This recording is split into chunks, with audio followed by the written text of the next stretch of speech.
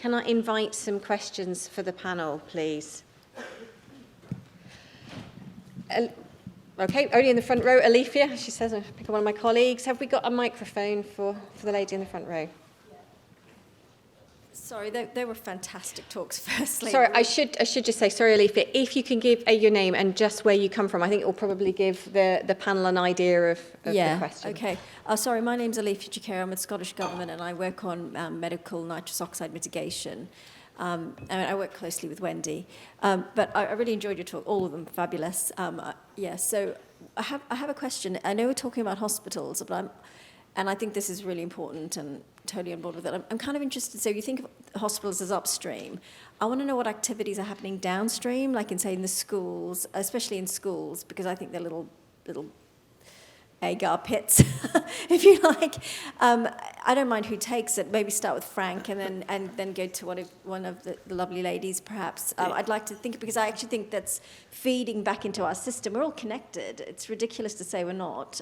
Anyway, I'll stop talking. If I could start, if you don't mind. Please, yeah. Through my work with ASHRAE, the American, we're looking at all sorts of buildings, and it's interesting, in America, they've committed to put air cleaners in every classroom in America. Not overnight, of course, this will take years, but that's their commitment. In the UK, we have no commitment, anything like that.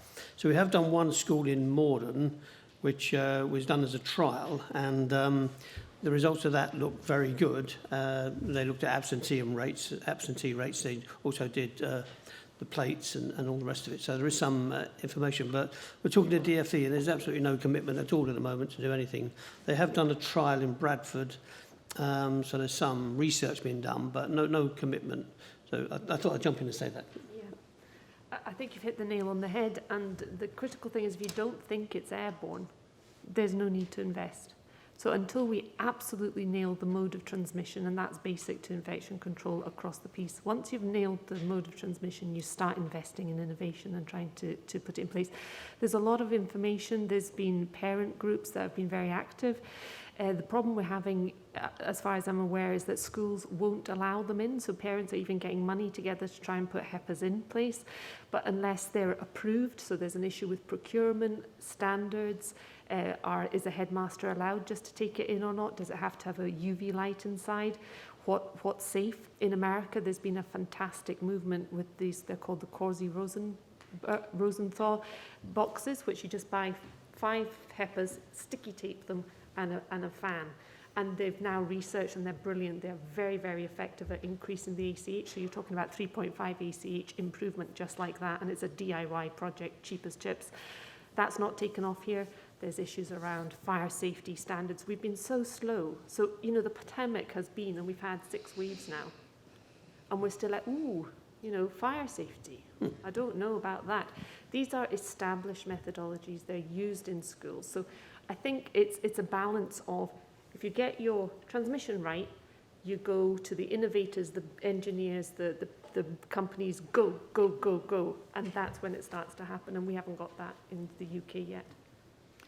I would say one thing, not enough. The other thing that I would say is that the Corsi Rosenthal boxes use a flat fan, and my Stephen's been looking for a flat fan. You just can't get a flat fan with the voltage. I don't know that bit of carry on. But it's not.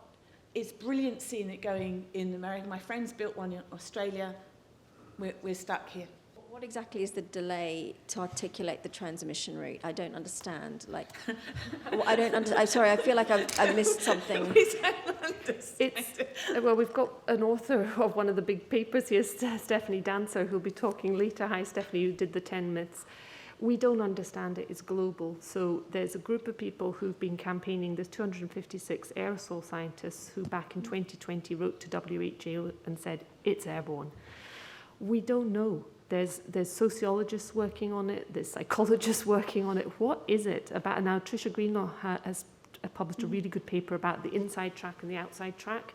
So the inside track, who had the ear of policymakers, took a power-based view that this is not airborne, it's droplet. It integrates science, mistakes, and it integrates history. So it's repetitive confirmation bias. It's basically listening to what you think. The paper that I showed you there that was in the guidance one It was also referenced, I found out on Saturday, in a paper from the WHO. One of their first papers referenced that. None of the papers in their early reference demonstrated any evidence. People can't say, hands up, I was wrong. You know, I bought a face shield. You know, I thought the people producing that knew what the heck they were talking about. They don't, and they don't seem to be able to say, I got it wrong. They're waiting for some kind of, the latest one that I saw, I'm laughing at it, but it's very sad, but the latest one that I saw is, yes, but although this respiratory activity produces aerosols, we're not sure whether they produce infectious aerosols. Oh, for God's They're sake. talking Sorry. absolute nonsense. And that's the advice that's going to government. Yeah, it's nobody understands why, but I think moving, we've got to move it forward because there'll be the next pandemic or the next variant, Yeah, sorry. and also there'll be there's the unknown. So unless we know how to change track midstream, we all thought we understood about airborne, and we didn't really, other than people like Stephanie and engineers amongst us. The rest of us were very much hand hygiene is where infection control is at, and it's not. I'm sorry to say that, and I've been, I'm a hand hygiene supporter, but it's not the whole story. So we need a paradigm shift is what's happening, and it's not happening fast enough. And it's not happening in the key community, which is the infection control and public health community. And I speak as one of an outcast member, if you like. But that is where we need to change the dialogue. And so one half of the government is saying it's airborne. So you've seen those adverts of the green smoke or the black smoke coming out, and open the windows and it's like smoke, which is a perfect analogy. Half the government saying that. But the hospital, nosocomial, public health side, it's still droplets. And we're not talking airborne. So they're pushing too much on fomite transfer, Yes, is that what you're absolutely. saying? Yes. Sorry. It's impossible now, I think, to understand what they're thinking. Because the actual national guidance does not say how it's spread. They tell you how to stop spreading it, but they don't tell you how it's spread. I think the other thing is there's people look at air, and clean air and dirty air look more or less exactly the same, unless you've got a smoke or It's something. not. So clean and dirty. So in the UK we have this idea that outdoor air is called fresh air. In America they don't like to use that word because outdoor air is outdoor air. It's got all sorts of stuff in it, particles and aspergillus and stuff like that coming in. Whereas in the UK we think if we open a window we're going to get fresh air in. It's very No. Dunkirk, I know. You can't filter that. And, well, it's fresh air. Why would we filter it? Because it's full of stuff. Brilliant. There was a big outbreak at Nottingham Hospital, actually, where they started to bring the tram out of the city past the Queen's Hospital. There was a really big outbreak of aspergillus, and it was really dust and dirt during construction work, the point you made. Thank you very much. I think we've got a question just on this side up here, halfway up. Thank you ever so much. My name's Eleanor Robertson and I'm from Glasgow. Just to pick up on the previous question about what's happening in schools, there was a fantastic report published and led by an architect called Professor Tim Sharp from Glasgow, and it's co-authored by the Royal College of Paediatrics and Child Health about the issues of indoor air quality and health. And I think what is very interesting that the global pandemic has provided us an opportunity to think about the contribution of particulates, whether they're infectious components or whether it's byproduct of perfume or other sorts of hazards on, I suppose, child attainment and overall health and well-being. So I just wonder whether we have an opportunity to try and link the spread of COVID as well as underlining the overall benefits on health and well-being. And the report is interesting in that at the end of the report, it underlined the difficulties which the panel are sharing with us, which is that no one has overall jurisdiction or authority to decide and mandate requirements for building standards and air quality standards in educational facilities. And I know that you spoke about the requirements for air quality in new buildings, but this may be an opportunity for us to not just achieve reduction in transmission of COVID, but also think about how we can improve the well-being and attainment of children. And I don't know if the panel would have anything they'd like to contribute. Thank you so much. Yeah, well, thank you very much for raising that. So we really should take this opportunity to do exactly as you said. So about 20 years ago, ASHRAE did research into air quality in schools, and they're looking at productivity, not just health and well-being, but productivity. And the work was done by the Danish Technical Institute in Denmark, and they found that with good air quality, you got 25% better results. I'm not going to go into the research now, but I mean, that's a big number. That's not like it was slightly better. It's 25% better. And the results were in like how many exams were passed and how did children do, the attainment.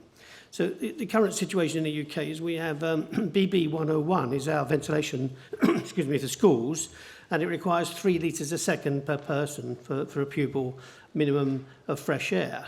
Now, I don't know why it's 3, because in the building regs, we talk about 10 litres a second, and the BRE, if you want the BREEAM sustainability rating, which you will in Scotland, they talk about 12 litres a second a person. So our educational standards are asking for 3, which, don't ask me to explain that, I think it's crazy. So if you want to be in a good, well-ventilated room, you should be looking for 12 litres a second for each person who's in that room, at least as a minimum. So I absolutely applaud the idea that we should take this opportunity to badger government, DfE and others and say we need to really do a lot better. Does anybody else want to Echo come in? exactly that. Brilliant. Any other questions? Yep, there's just one again up on the side at the back. This is going to have to be the last question, though. That's okay. fine. Okay, That's fine. Hi, sorry, it's Anne Chalmers here, NHS Highland Infection Control. It's interesting to hear about ventilation in healthcare, but I'm wondering what your opinions are for care homes. This is where we've seen a high burden of deaths at the beginning and continual deaths ongoing through this. So I'd like to hear your opinions on air quality within care homes, considering the different types and sizes of care homes that we've got. I think because there's vulnerable people there, and wherever humans are, ventilation's important, and it's when you've got more numbers in concentrated areas with comorbidities, even more important. So it would be as important as, say, care of the elderly ward in a hospital. They have specific challenges because you've got people moving around. You're wanting to give them as much of a normal life as possible. So in hospitals, we can control movements a lot easier. So it's even more challenging and therefore needs even more investment. I think so there's 3 studies that I know of, one in schools in Bradford, there's one in care home around HEPA filtration, and I'm involved in one in Addenbrooke, which Matt's going to talk about later, in a care of the elderly ward. So it's the same principle. The physics doesn't change, the biology doesn't change.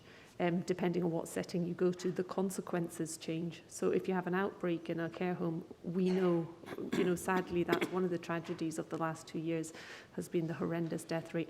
And definitely having good ventilation is something that could mitigate. I mean, we're always a bit careful about saying you can eliminate. I don't think you can eliminate risk, but you just mitigate and reduce as much as practicably possible. Is it practicably possible for a rich country like ours to give our elderly and our school children clean air to breathe? That's the question we're asking, and I think that's where it should be.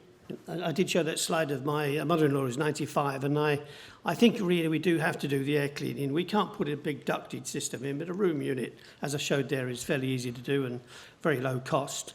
But the other aspect is, as you go into that care home, you've got to wear a mask and plastic stuff, and the old person who's 95 is looking at you thinking, who are you? What's all this stuff about? You've got to think of the mental side of things. For a long time, they were completely locked up, which I found very odd. I hope if I ever get to that age, I don't just get locked up and, let's go and see anyone. So I think really, bite the bullet and put air cleaning in, and then you can, to some extent, just go back to normal.